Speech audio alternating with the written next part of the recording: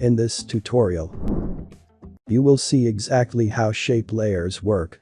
Shape layers are super powerful tools for creating graphics and much more inside of After Effects.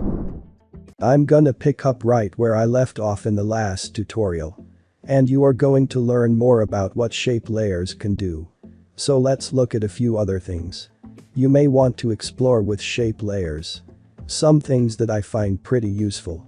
I'm gonna get rid of this shape right here. Then I just going to create a basic shape with the pen tool.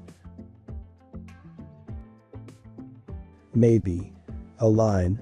I'm gonna hold shift as I create that second vertex. And that'll make the second point here be at 90 degrees. You can also hold shift and create points at 45 degrees. Or you can move them a little bit more freeform.